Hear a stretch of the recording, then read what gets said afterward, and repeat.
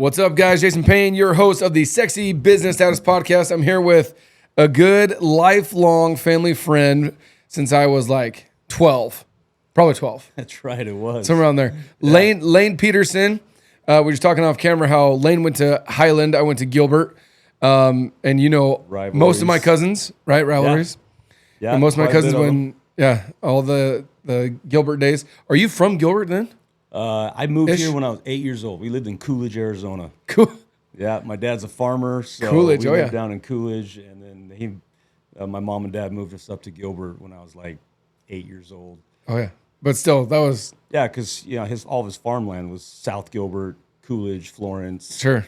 Yeah, and it's all gone now, but sure, that's crazy. But yeah, Gilbert 30 years ago was it was awesome. It was a great place to grow up. Right? It was all just farmland, dirt roads. I feel like it would be great to live here and grow your kids here. I'm like, dude, 20 years ago, 30 years ago, like that's where it was at. Oh, it was awesome. 2-lane dirt roads. Ride your dirt bike down to Higley Hot Dog on Saturdays. Absolutely. Dude, I remember, so my cousin Todd, they live right off of Fairview by the Gilbert Temple, right?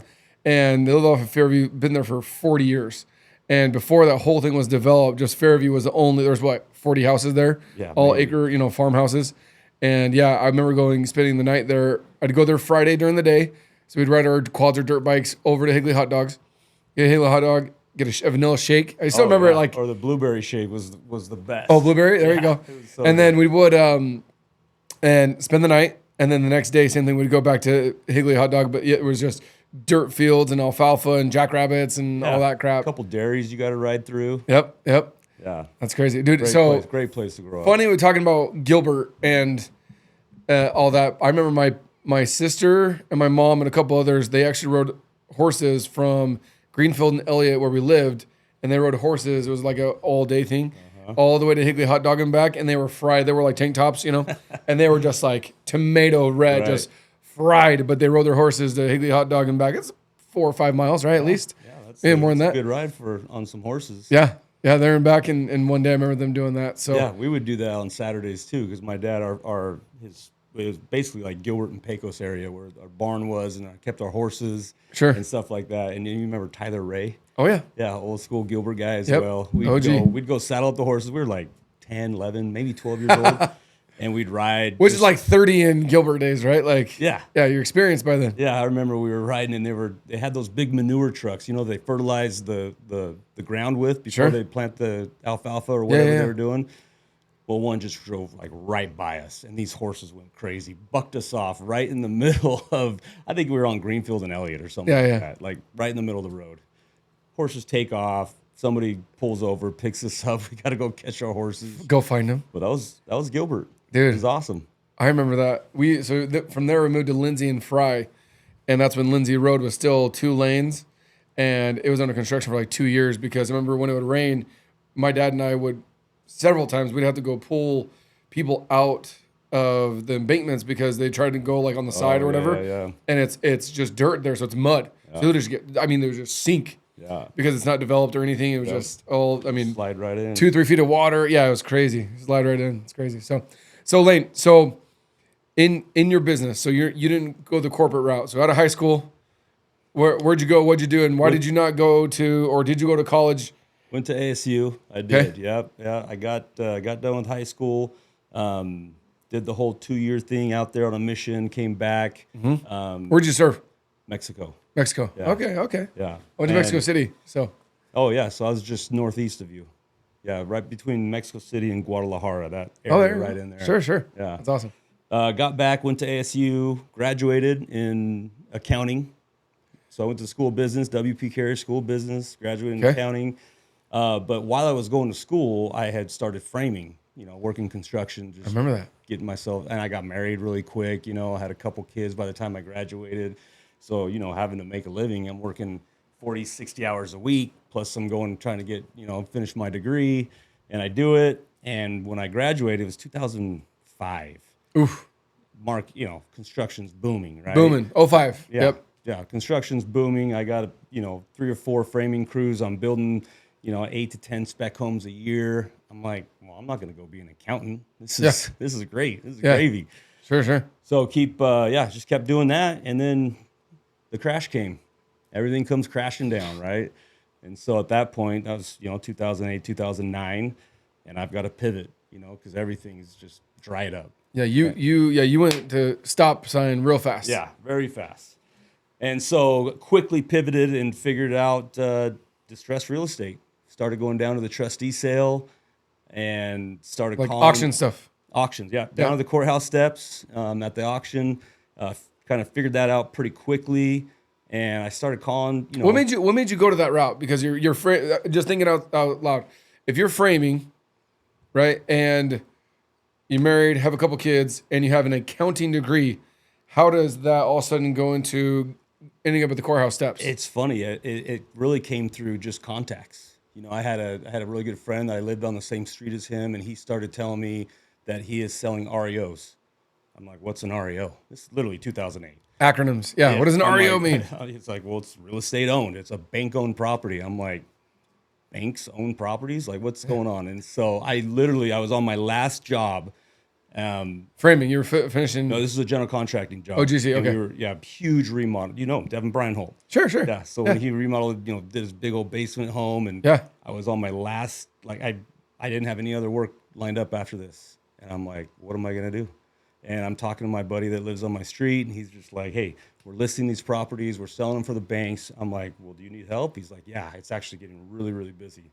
So I went down and did a 2-week crash course in real estate, got it done, passed my test. Your 36 hours or whatever it is. Yeah, passed my test. And I go into his office, and I'm like, all right, I'm ready. And he just starts showing me deals. I teamed up with a loan officer. And the loan officer's like, hey, you guys got all these REOs. Let's put these like yellow signs out front and just get leads, buyer leads. We could tell, like, the sign basically said, move into this house for $500 down. Yeah. Because the foreclosures were skyrocketing and short sales were they were blowing up. They're just and sitting so there. We were putting these signs out on everybody's, and I was the buyer's agent. These leads are coming in. I'm driving all over Santan Valley, selling houses for $85,000 a piece. So the commissions weren't all that great. Right. But then is when I learned what the trustee sale is, right? And I'm like, oh, dang. So I started going down the courthouse step. I started, I was talking to people, a lot of people in construction that now didn't have jobs and didn't have work. Yeah.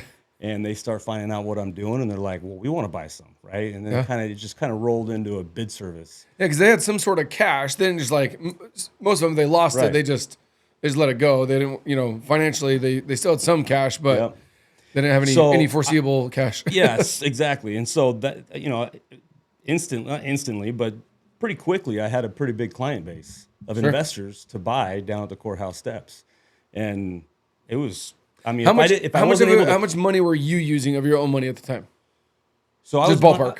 Not that much because I didn't have any. Right. I mean, the market crashed. I was broke, and so cash flow started coming pretty quickly because you got to pay for these houses the next day. Right. Right. You win a bid. Wire. Yeah. You got to go pay for it the next day, and then I make my fee. Right. So luckily, if I hadn't have been able to pivot that quickly, then maybe I would have gone and been an accountant, or I would have found a corporate job or something. I don't know, right? But it happened very, very quickly that then I just started going the distressed real estate route and have been doing that ever since. Ever since? Yeah, ever since. So what does that look like when, 2 years ago, the COVID season? What does that look like for you guys? When does it get tight for REO stuff? When does that like get tight? Slow. You always, if you don't adapt, you die, right?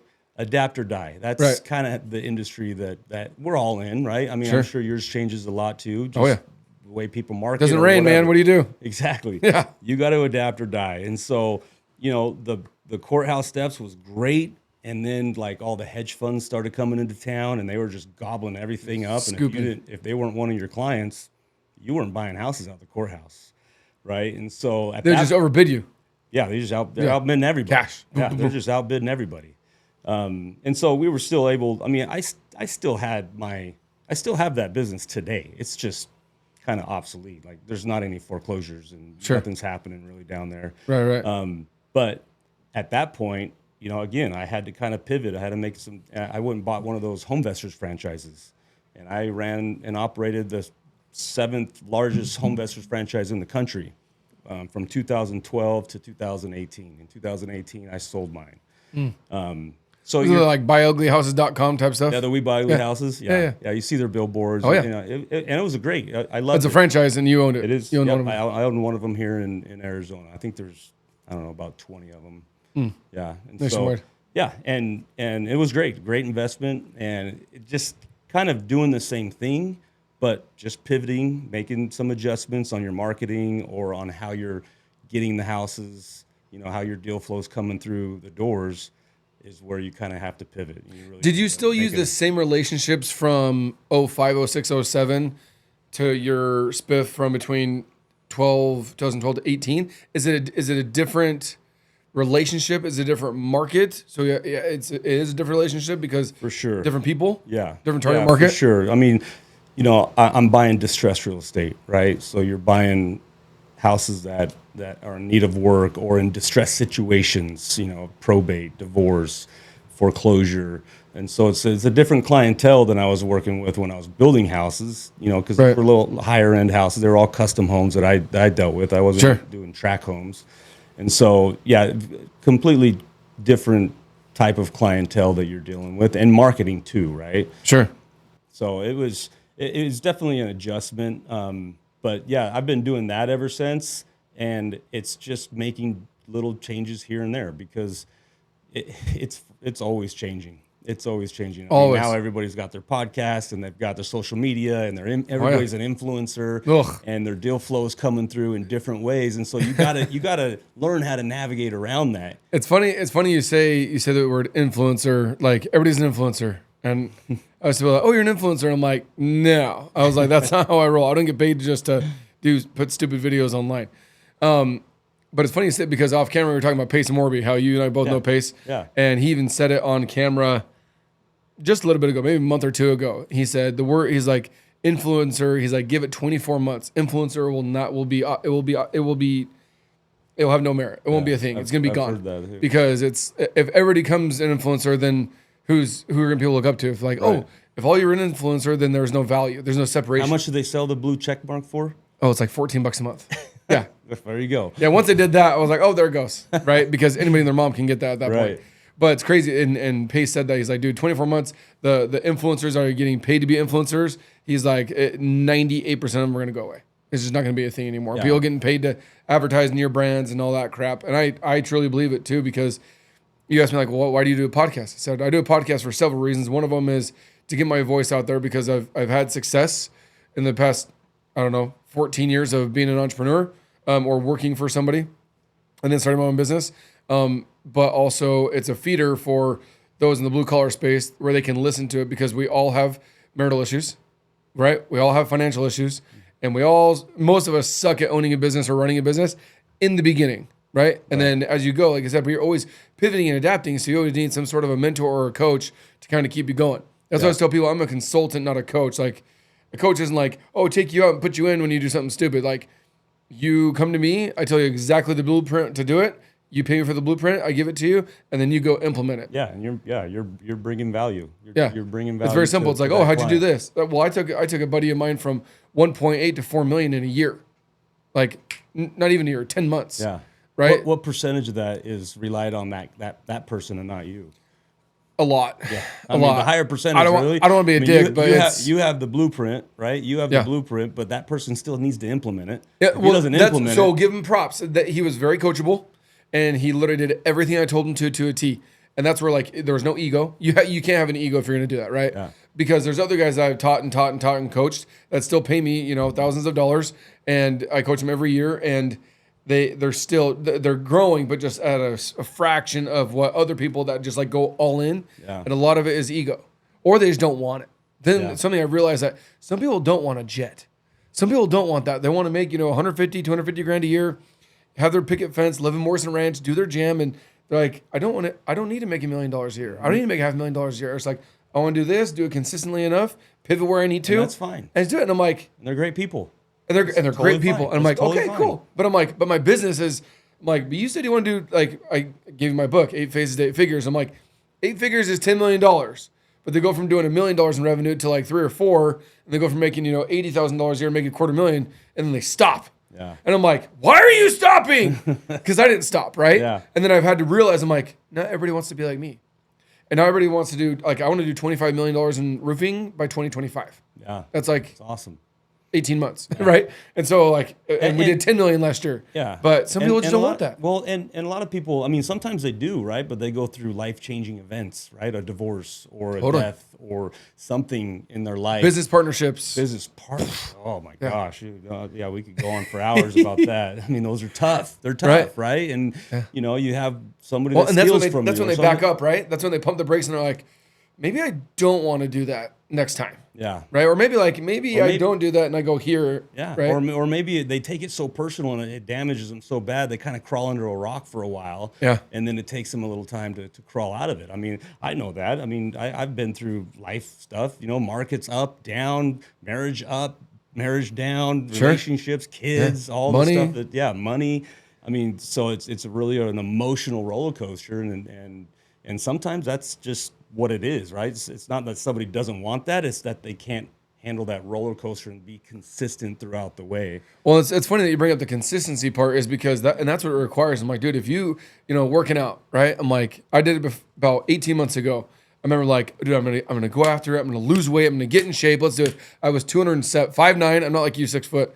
Like 5'9", 207 pounds. And it was 200, like I had an inner tube, 207. It wasn't like evenly distributed, right? I still think you look sexy. Right? Thank you. Well, I'm 187 now, but yeah, I'm freaking, I found my rhythm, right? Yeah. But like being consistent, I remember I went to EOS on Power and Pecos by my house, and I maxed out on legs. I haven't been in the gym in like a year, and I maxed out on legs. Stupid idea, number one. That's how you get hurt. First time back. Yeah, I didn't get hurt, but I was like, let's do this. Yeah. Dude, I swore in my life, I couldn't walk for like 3 days. Oh, I bet. Like, anybody, time off? Like kids sitting on my lap, I was like crying, in pain. Yeah. Right? And I'm like, I was like, so guess what? I was like, I don't want to go, all of a sudden my trigger's up. Like, I don't want to work out. This is how I'm going to feel out there work out. This is stupid. Why do people work out? This is stupid. Yeah, not worth it. And because I was talking to you before about your kid, how he's freaking looks like he'd be on a Hollister bag, right? Freaking model. But like to be 19 again, right? Yeah, to be 19. But the consistency, I was like, okay, cool. And then I'm like, okay, I'll go back again, but maybe don't go as hard, but maybe I'll go like 2 or 3 times, right? And then I realized like I go every day now. Am I certain days am I sore? Of course I am, because that's how your muscles grow and whatnot. But just being consistent at the gym, with your diet, with your health, with your fitness, with your marriage, with your finances, with whatever, you can't have those extremisms. You just got to be consistent, right? Yeah. And when you're consistent, somebody asked me, like, I have over 6,000 posts on social media. Like, do you just sit at home all day and post on social media? I'm like, yes, I have nothing else to do, right? I'm not married and have 5 kids and 2 businesses, but I'm like, no, but I started posting in 2010. A while ago. And Facebook, somebody told me Facebook was started in like 05, 06. I was like, that's bullshit. I didn't actually look it up. But it really did. I mean, maybe I didn't catch wind of it or make it a priority until 2010. Now here are 2023, 13 years later. Yeah. And we averaged it. It's like 1 post a day, every day for 13 years. Just 1. That's how many you have done? Yeah. On average. Now, there's sometimes where I go like 5 or 6, and then from 2010 to 2018, I was just doing it just to do it. Yeah. But I wasn't like, well, I can monetize it, and I can get followers from it, and I can get leads from it. Yeah. I thought it was organic. But when I left my uncle's company and went to my buddy Russ's roofing company for a year, power of relationships that you talk about, like I self-generated, some people know this listening, I self-generated enough leads. I didn't look at the number of leads. I wish I could probably go back and find it if I got into a CRM. But I did $1.8 million in sales, outside sales, 0 leads. For that 1 year you were with For the Russ? 1 year. For the 1 year with Russ. Yeah. Didn't give me 1 lead. He owns a company called Griffin Roofing. Never gave me a lead, not 1. I did $1.8 million of my own relationships just by being consistent, right? And just posting, staying there, whatever. When I left, you did that before too. I've done roofs for you. Yeah. Jason, sure. I don't care where you work. Answer your phone, do good work, and we're done. Yeah. What company you were with, it didn't matter to me. No, dude, nobody cares. No, that's the thing about real estate, man. Like, I work for this brokerage, and I'm like, A, B, C, D, E, X, P, Elemental P. Nobody freaking cares. You as the person they want to transact with, right? They don't care who your brokerage is. They don't care who your splits are. They don't care how much you're paying for, Keller Williams and how much Gary Keller gets, like nobody cares, right? They want, that's where it goes. Like relationships are huge. And that's like been a huge thing for me. Obviously, as you mentioned that twice, and I wanted to bring it up. The power of relationships and the relationship you and I have maintained over what 20 years, Yeah. literally. Yeah, I mean, in my industry, what I do in the wholesale business, and buying and selling homes and flipping and it's gotten very saturated. Like it's grown. I mean, like I said, I started in 2009 when the market had crashed and there wasn't much of a wholesale before that. I mean, there's some people that were doing it before that, but But it was minuscule. yeah, I Yeah. mean, that's when it really started getting legs because there was so much spread in houses and you could buy, so many more deals and all that. But, all along the way, I have maintained great relationships with some of the biggest wholesalers, not only in Arizona, but also across the country. And, you have your differences. You have disagreements. You have, Totally. you think one deal should be handled a different way than somebody else, but you talk through it and you work it out and you do the right thing. It's all full circle. I still do business like with Doug Hopkins, right? Sure. Him and I started doing business back in 2010. Do you know Dylan Martin? Yeah. So Dylan and I are buddies. Oh, okay. Yeah, he just built his detached garage out there. Yeah, I know his Dylan very gym well. and his podcast and all that stuff.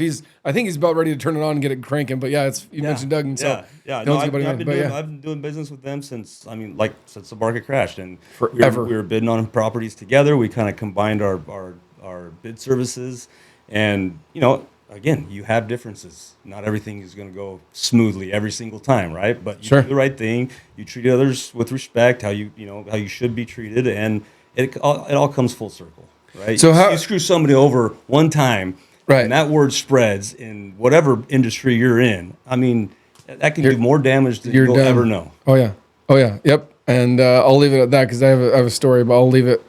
people know that story about that. But so going to that, it's funny how you say building relationships, having relationships, maintaining relationships is huge. But if you burn somebody and like you do someone It's dirty, 100 times worse than all the things you did right. You could be in business for 10 years doing everything right?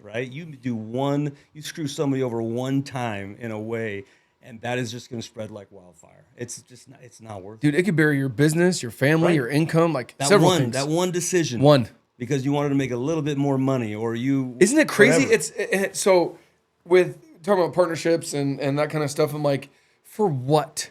Right? Like you jeopardize that relationship or burn that one person or screwed over.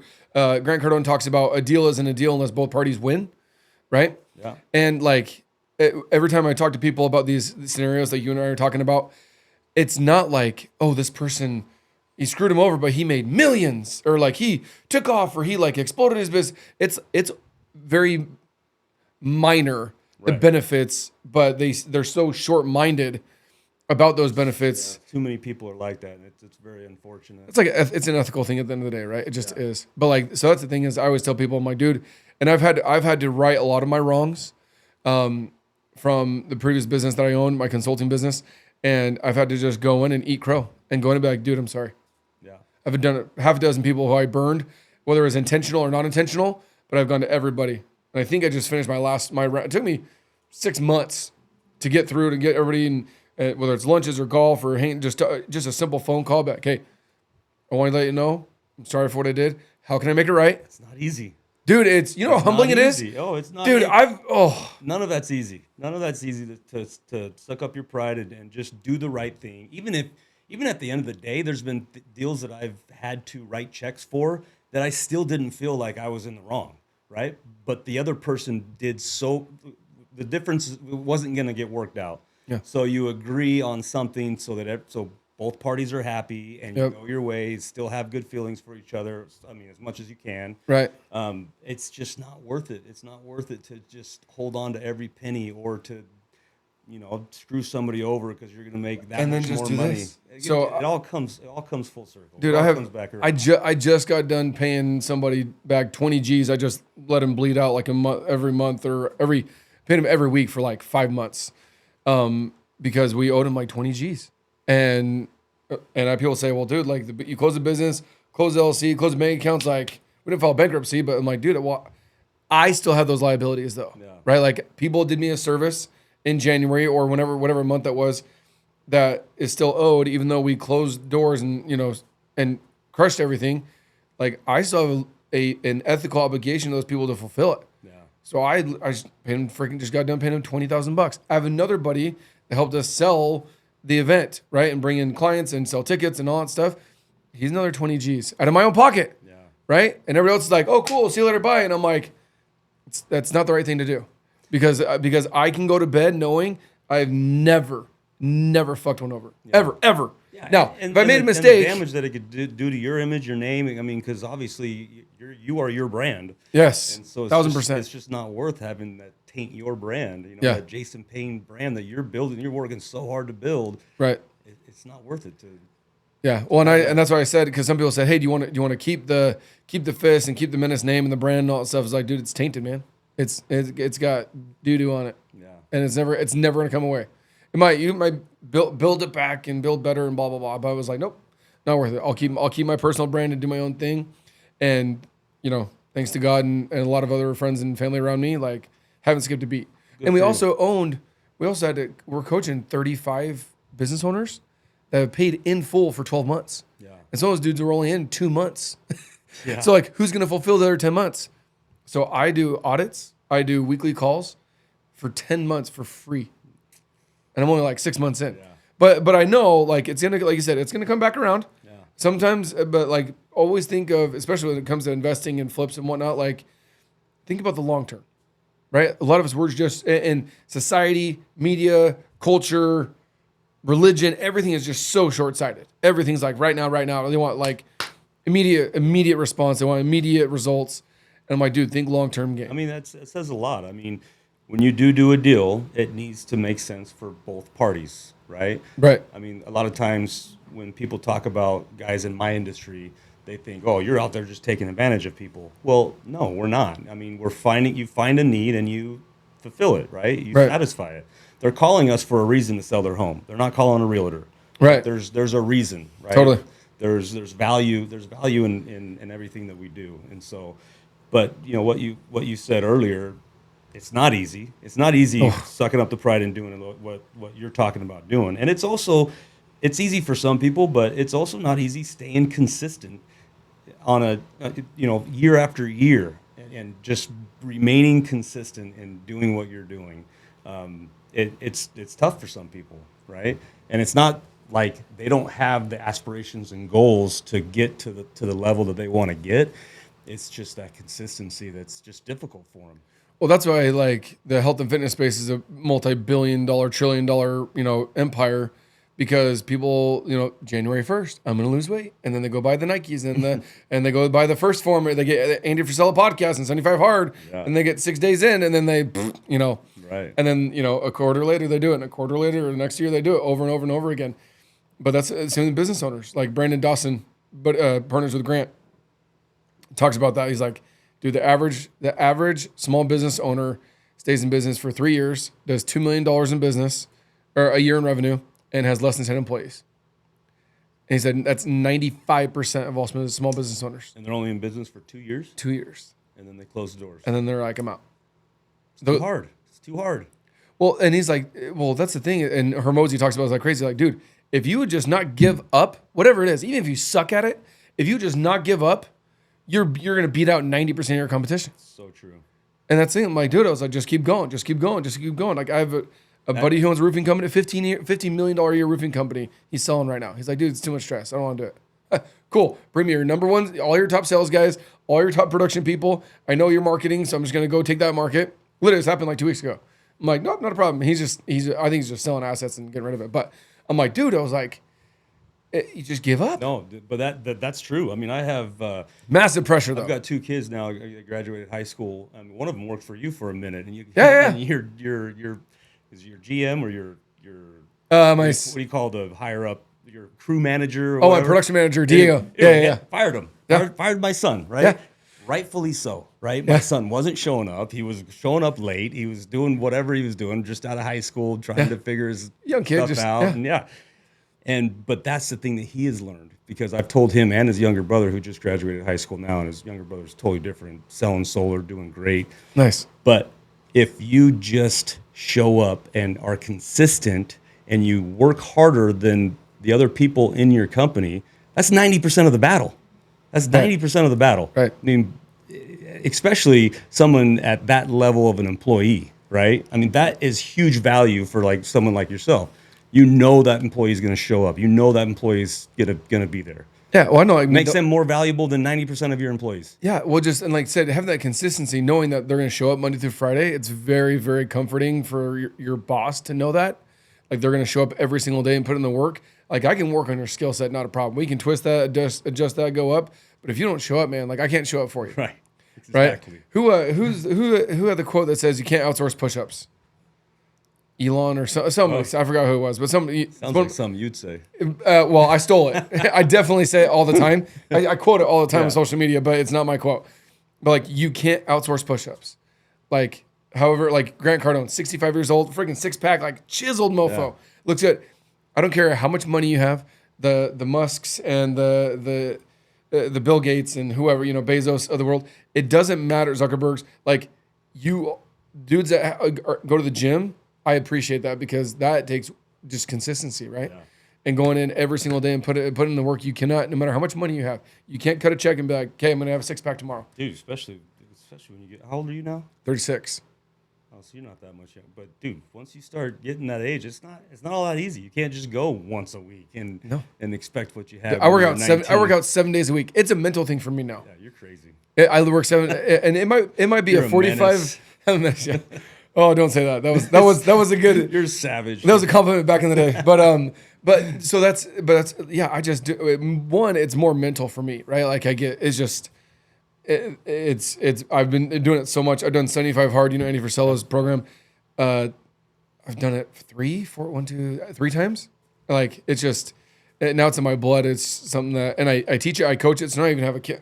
I have like 30 people I text on a daily basis, and every morning when I do my workout or do my push-ups, I manually, and not on a thread, not a mass, literally individually text like 25 to 30 males and females for accountability stuff. And I'm like, if I don't do that, but then I'm like, I forgot who said it, like, oh, you work out 5 days, but then you jack off on the weekends.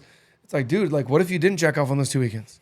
Or if you jacked off on those 2 weekends, but you still worked out, right? And he's like, he's like, you get all this momentum, and then you like shit the bed on Saturdays and Sundays. And I'm like, damn straight. Is there a reason why you can't, and you have your one-offs where you sleep in and, whatever. But it's just been crazy. So, yeah, and it's even worse if you do shit the bed on the weekend because, I mean, it's one thing to have rest days, right? I mean, you can have rest days. Totally. There's top fitness people in the world say to have rest days or whatever. But what you do on your rest day, if you go out and go drinking all weekend and eating shit all weekend, I mean, it's just pound a box of Barros. Yeah, eating Taco Bell at 1 a.m. I mean, then you really do fall off the wagon, right? Those 2 days now have probably been a whole week of damage. Yeah. Whereas if it's just a rest day and you still be consistent with whatever else you're doing, then it's not all that bad to give yourself a rest. But it's when you really fall off that wagon and you. They talk about never do both, never not do both on the same day. So don't ever just eat garbage or not work out. You can do one or the other. You can eat garbage, but you got to work out. Yeah. Or you can work out, or you don't work out. Sorry, you do work out. You can eat garbage or whatever, right? That's half the reason. But if you do both, half the reason I work out because I like eating garbage once in a while. That's dude. I love Barros, Taco Bell. Like I'm a fast food junkie. Chipotle is decent, but like I love that kind of crap. So I'm like, dude, I just got to put in that much more work. Because one stop drinks, like they're good, but man, they just get fucking old after a while. Yeah, they do. And they run right through you. So it's funny. My son, the 19-year-old fitness model you keep talking about, he worked at One Stop for a year and a half. And by the time he was done, dude, I didn't want to go back there again. Yeah. So I took like a 6-month break, but now they're good again. Yeah, yeah. So I'll do one like 2 or 3 times a week, but dude, I was doing that and Salad and Go or Chipotle for like 6 months nonstop. I just got burnt out. I'm like, this like, it's just not. It's old. It's like, I want to eat food, not just to eat healthy, but eat, like, I want some good flavors and cravings. I like to enjoy it. Yes. Yeah. I'm like, dude, freaking throw some salsa or something on it. So, exactly. All right. Layne, appreciate you, brother. Thanks for hopping on. Those that are in real estate, like I said, it's the power of relationships, power of staying consistent, right? Not giving up. Pivoting was a huge one that you brought up, right? You've had to pivot in the past 20 years in business. Like, you've had to pivot several times from framing to GCN to doing REOs to flipping houses to, the current market where it's at right now, and do that along the way. So, and he's still good. Hey, are you 40?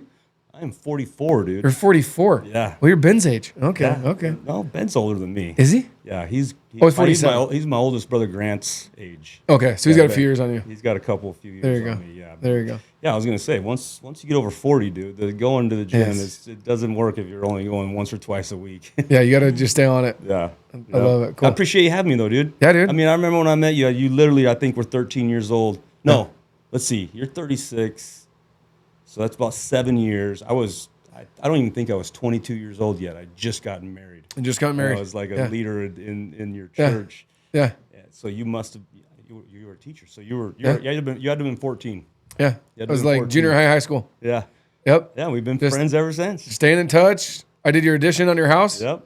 Yep. Stuff like that. So That's awesome. yeah, power relationships, man. Stay in touch. And I always tell people, tell my sales guys, show up on time. Don't be a dick. You can do great pieces of advice. You can do those two things. Like it's literally that's like half the battle. Yes, you've won. You've won, like you won 80% of your deals if you just do those two things. But either you're an asshole, or you come off as an asshole, or you don't, or you just don't get the job done. So cool. All right, guys. Thanks for listening. Appreciate it.